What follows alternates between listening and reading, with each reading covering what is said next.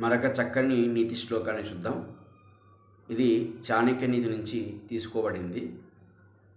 అధమాధనమిచ్చంతి ధనం మానంచ మధ్యమాః ఉత్తమామానమిచ్చంతి మానో హి మహతా ధనం.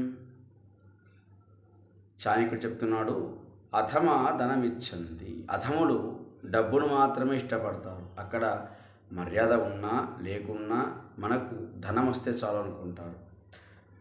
మధ్యమాః ధనం మానంచ ఇచ్చంతి, మధ్యములు డబ్బును ఇష్టపడతారు, దాంతోపాటుగా మానాన్ని, మర్యాదను కూడా, గౌరవాన్ని కూడా పొందాలనుకుంటారు. గౌరవంతో పాటు ధనం కావాలి అనుకుంటారు. అయితే ఉత్తమాః మానమిచ్చంతి, ఉత్తములు ఎవరైతే ఉన్నారో వారు కేవలం గౌరవాన్ని మాత్రమే ఆశిస్తారు.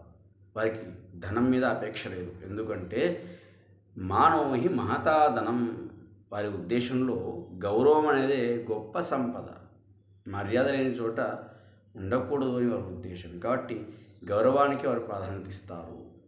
మనం కూడా ఉత్తములాగా జీవించాలి. స్వస్తి.